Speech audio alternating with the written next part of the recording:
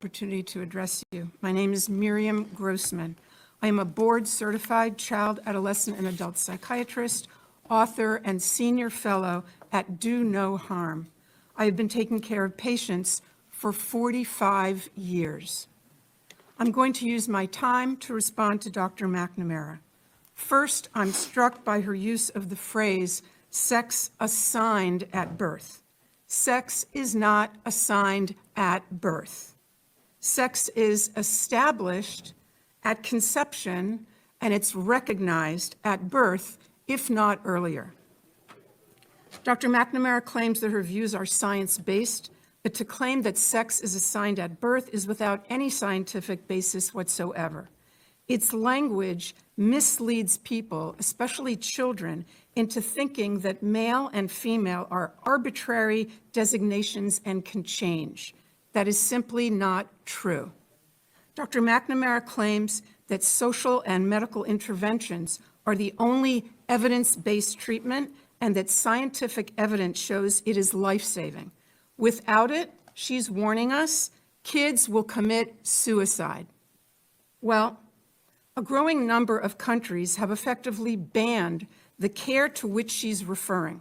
And thank God there's been no wave of suicides or other mental health catastrophes. 3 years ago, Finland placed strict limitations on medical interventions for minors. Sweden did the same thing after a 14-year-old girl was found to have osteoporosis and spinal fractures from puberty blockers. An investigation concluded, quote, the risks of anti-puberty and hormone treatment for those under 18 currently outweigh the possible benefits. The UK conducted a review and called the evidence very low. They've also placed severe restrictions on the care that Dr. McNamara calls life-saving. Norway also analyzed the data and has made similar changes in policy. The National Academy of Medicine in France warned, quote, great medical caution must be taken in children and adolescents, given the vulnerability of this population and the many undesirable, even serious complications the therapies cause. Doctors in New Zealand and Australia have published similar statements. Is Dr. McNamara suggesting that all these countries are rejecting evidence-based treatment and placing their kids at risk of suicide? Regarding that point of view, Finland's gender expert, Dr. Rita Kaltiala, said, quote, it's purposeful disinformation, the spreading of which is irresponsible. All 7 countries, and Florida too, of course, concluded that kids don't need their development interrupted, the girls don't need their periods stopped and their voices lowered, and the boys don't need to grow breasts. What they need is psychotherapy. I have other objections to Dr. McNamara's testimony. She insists that her position, only hers, represents standard medical care. What she doesn't want you to know is that there is no standard. There's a debate. There's a fierce debate. And on the side opposite her stand such prominent figures as Stephen Levine, Kenneth Zucker, Paul McHugh, and James Cantor, among others.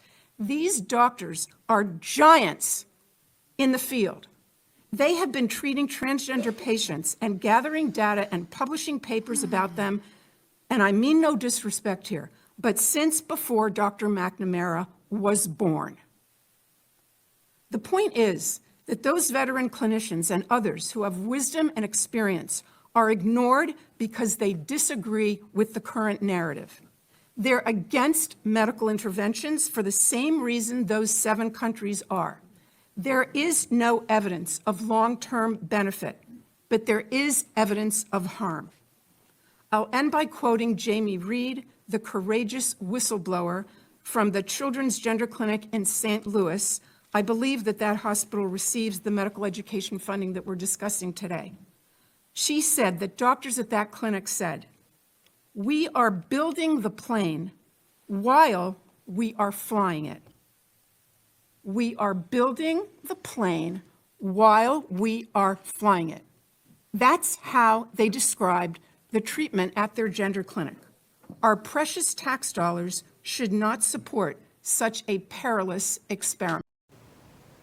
You know, politics has gotten so left, so left and so bugged out to the point where they run away from basic understanding, basic definitions of things. Like what a woman is. The WNBA, they can't even define what a woman is, and it's the WNBA. You have all these weird agendas that's being pushed and protected because they want to push confusion in this world. We are dominated by the leftist ideologies, not the right ideologies. Even though I don't conform to either, but if you was to ask me what I agree with more, I agree with the right, of course, because there's some sensibilities on that side. There's no sensibilities on the left side. Everything is just fairy tale stuff. Like you have these concepts that don't really make any sense, but we have to conform to the nonsensical aspect of these things. When it comes to us in this world where we dwell with these mentally ill people who think that they're something other than they're not, they want us to conform to their delusion, their delusional ideology, their delusional ideological world. Where like if someone is non-binary, you have to conform to that delusion and call them they, them, even though they're not more than one person, even though you obviously see that they are a woman or a man. Why do we live in this confusion, and why is it wrong to uphold the truth? Why is it wrong to uphold common sense? Why are you vilified for upholding common sense? Why do we live in a world like this? I already know. Part of it is spiritual. It's just confusion. It lets us know that the Most High is nearing everything that was written just when it comes to the understanding. But at the end of the day, if you're someone who doesn't believe in that, then you should question why these things are going on. Because it's agenda driven and it works with all this stuff that's coming down the pipe. When it comes to all these different new laws that's going to be passed, all these different elements of change that's already been since 2020. Like we really live in a world where you have people that think that gender and sex are two different things. And they justify it by saying, well, you can be assigned sex at birth, even though that has never been the case in world history. There's never been a person that was assigned a gender. You don't get assigned a gender. You know what I mean? You just that's not real. Through conception, you know, the gender is determined. This is why you have baby showers where there's a gender reveal. This is why you have a gender reveal party. Like the woman where they want to throw a party and see what the sex of the baby is, or show people what the sex of the baby is. That's before the baby is born. Gender and sex is synonymous. It's something that we all know. It's just that they trying to muddy the waters when it comes to basic understanding of things, because we live in an overly politicized world that's left, and it's all based in, you know, the pagan understanding as well. It's layered. It's not just political. It's pagan. It's based in the concept of the rebus, and then going into the understanding of the hermaphrodite, or, you know, the Baphomet, with the male and female principles, the coming together of opposites. This is why transgenderism is pushed so hard, just when it comes to, you know, why they really, really uphold it. Because people ask, like, why do they push this stuff so hard? Like, what are they really benefiting from it? It's really the pagan. It's really because of the ideologies that they uphold that go back to, you know, the spiritual fount, but the spiritual fount on the left. You know what I mean? That's what it's about. That's all it's about. But at the same time, we understand that this, you know, it epitomizes confusion. These people, they walk around exemplifying confusion, where they want you to conform to their delusional way of thinking just to satiate themselves in a moment, knowing that innately they know what they're doing is wrong. There's no way you can exist in a society where you are convinced that you are a different gender other than what you were born as, but you only try to justify it or save face by saying, I was assigned a gender.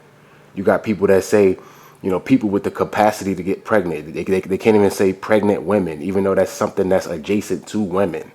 You see what I'm saying? Like, we live in a bugged out world. They trying to make it seem as if, Men and women can do the same things, have the same functionalities. And when it comes to the transgender, they use that. But we already know it's all nonsense because we know that we live in the normal world at one point. We lived in a world where things were natural and based on reality, and everything was orderly to a degree. So it's not like this is something that's been forever. So you can't convince me. You feel what I'm saying? Like, this is how you know that this is a spiritual thing that's coming from the emissaries of Satan. It's coming from the vibrations of Satan because he knows that he have but a short time. So when you see the drastic change in this society like this, you should put on your spiritual armor per se, or your spiritual hat, to where you identify it based off of, this is just the Most High, rearing things up, getting things in motion. That's all it is. Because it's so drastic when it comes to like all these different things that people that they're trying to impress upon you with, just when it comes to how you saw things different from what they're trying to press upon you with. For instance, like, we already know that there's two genders. Why do we live in a world where they're trying to make it seem as if it's more than 5 genders, there's 100 genders? Why do we live in a world like this? Why do we live in a world where they say that gender is based in identity and expression? Even though for years and years and years of the world, centuries, we've known gender to be sex. Gender is just sex. That's all it is. It's just another word for it. It's called a synonym. Right? And even if you want to like limit it to expression and what you identify and all this, it doesn't really make sense in the grand scheme of things, because if you try to say that, well, I was born with a genitalia, that doesn't necessarily mean that I match that. Like where they say, oh, if I was born with a penis, that doesn't make me a man, even though we know that that's nonsense. But they use that, right? But just the fact that you have to cut it off to affirm a different gender in your head that you think you are, shouldn't that tell you that means that gender is important when it comes to what you were born as? You see what I'm saying? Like, as far as you having that male genitalia, you have a male genitalia because you're a male. Like, so you can't sit here and say, well, it's not about that. Like, my genitalia doesn't match my gender. It does match your gender. That's what's established. Like, it does match your gender. So you cutting it off to affirm a different one lets you know that you're acknowledging that you were once this and you went to that, even though that doesn't necessarily make it final, because it can never be final. You can never change from one gender to another. It's impossible. There's no such thing as a transgender, like, in all reality. What it is people with mental illnesses who are delusional.